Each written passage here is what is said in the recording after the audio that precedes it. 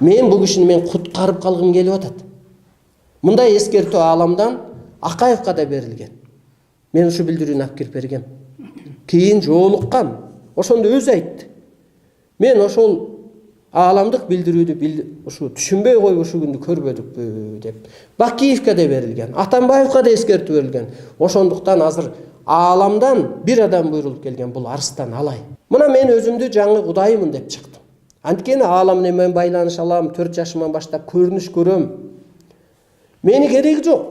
Мындай судить этип, обсуждать этип, оценивать этип, оскорблять этип мени керек эмес. Мен ааламдын бергенин гана айтып чыгам. Ошондуктан анан Сооронбай Жээнбековдун сезону бүттү, убактысы келди деп атат да. Мага Теңир ата көрүнүп, Алай жергесинде Зүлфия деген аялга Адам ата көрүнүп, Бүймәрем апага Жайсаң ата деген, дагы бир Шайдоот деген ата көрүнүп, ааламдан адамзат үчүн илим берилди. Илим, дин эмес, илим. Анткени жердик акыл токтогон кезде дагы бир этапка өсүш үчүн. Эмнеге кыргыз элине берилди? Неге кыргыз дегенде көрсө, кыргыз элинин жан дүйнөсү, телосу ааламга жарактуу экен да. Ошон үчүн жанагы Манас айтат. Ыракты ким айыктыра алат экен? Демек кыргыз айыктыра алат экен. Кыргыз Кудайдын ордун аткарат экен. Телосу ошого жарактуу экен, уму ошого жарактуу экен. Кыргыздын мезгили келиптир. Мигрант жоюлат кыргыз жергесинде. Эмнеге дегенде, ошолорду ушу улуулукка өткөрүп ийсе, мына ошо адамдарды. Алар мигрант болбойт, алар барып куткаруучу болот. Адамзатты ааламдык түшүнүк өткөрөт. Биз азыр Кудайдын ролун аткарып, Арбайдын ролун аткарып, адамзатты улуу түшүнүккө өткөргөнү келгенбиз. Эл башчысы болбой калсаңыз эмне кыласыз 2020-жылы? Анан 2020-жылы болбой калсаңыз дейсиз го. 2020 ушул 1 жыл айланбайт. Ошону эсиңиздерден чыгарбаңыздар. Бул аалам күчтөрү илимин түшүрдүбү, адамын түшүрдүбү, ар кандай жол менен мазактап, маскаралап, баары бир буларды кетирет. Кыргыздын карызынан дагы ким куткарат? Арыстан Алай. Ал төлөп куткарбайт. Ал ошол кыргыз деген улуу түшүнүккө өттү.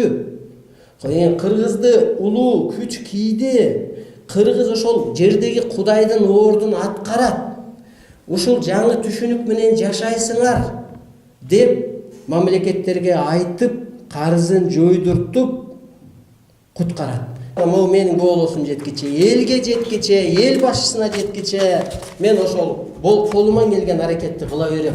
Мейли камасын, мейли атсын, адам чындыктан жаралган. 87 бала деле өлүп кетти, чындык үчүн өлдү мисалы. Ошол сыяктуу эле чындык үчүн жаралат. Баары бир өлүм деле чындык го, башка бар го. А бул чындыкты жеткирип коюу менин милдетим.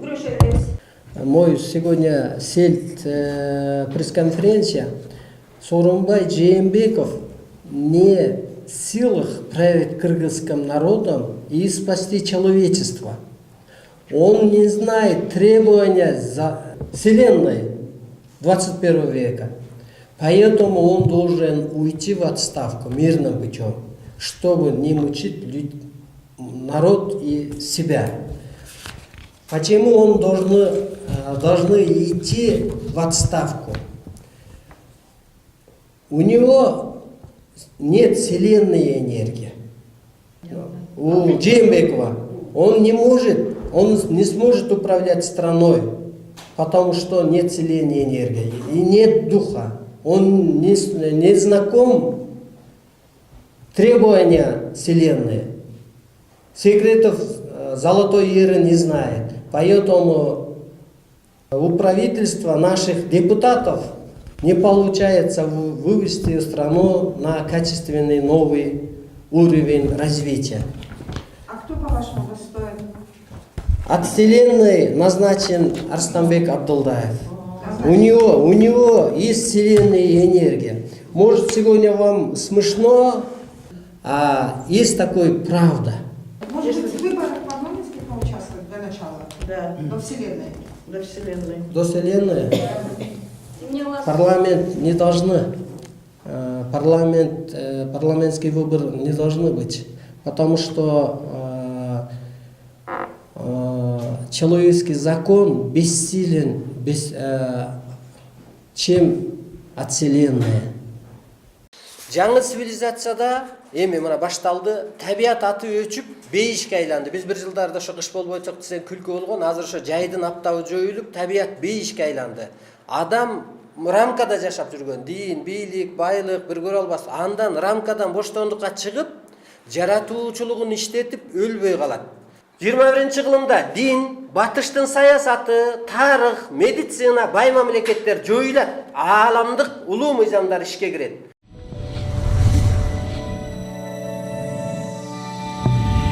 Теңирчилер кайрылган жок деп айттыңызбы сиз?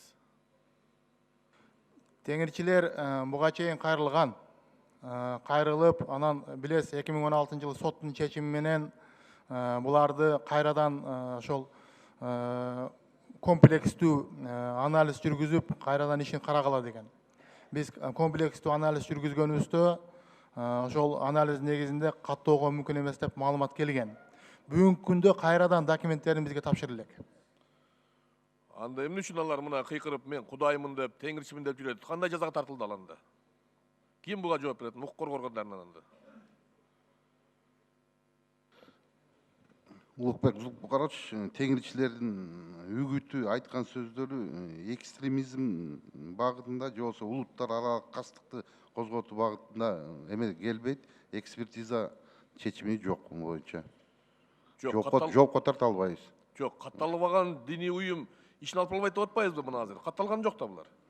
Ошо диний уюмдун иш аракети жана үгүттөрү мыйзамга каршы келиш керек да. Экстремизмге багытында анан улуттар аралык кастыкты козгоо боюнча. Алар байкалбайт. Жанагындай экстремизм эмес, улуттар аралык кастык жок деп катталбай эле жүрө берсе болот экен анда. Катталбай эле уюшуп алып, мына биз ушундай уюмбуз деп. Ошондойбу? Сиздин сөзүңүз боюнча. Жок, мен каттоо боюнча аны айта албайм. Бизге Анда ким айтат муну? Урматтуу Улукбек Зулпукарович, теңирчилер бүгүнкү күндө диний уюм катары каттоодон өткөн эмес. Булар диний уюм болуп эсептелбейт.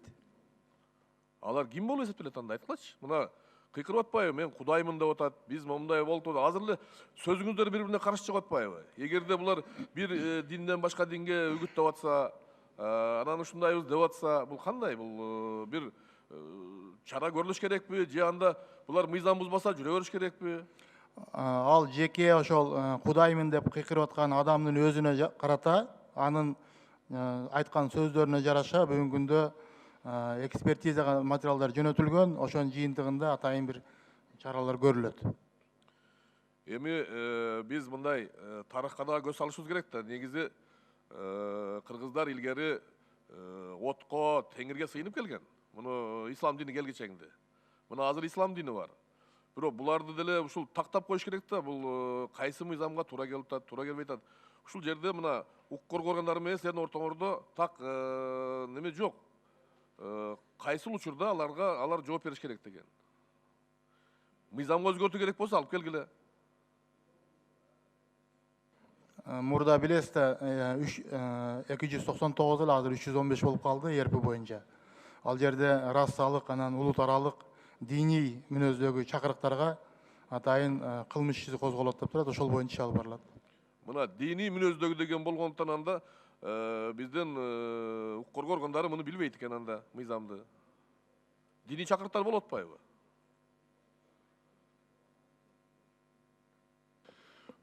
Улукбек Зулпукарович, буларга чара көрүлөт, экспертизанын жыйынтыгы негизинде да.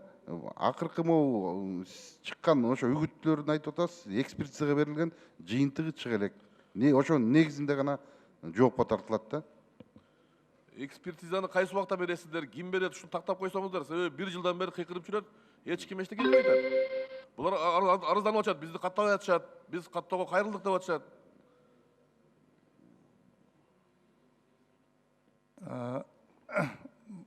Кайрылгандары башка, ал эми тиги чакырып аткан адам ал башка да.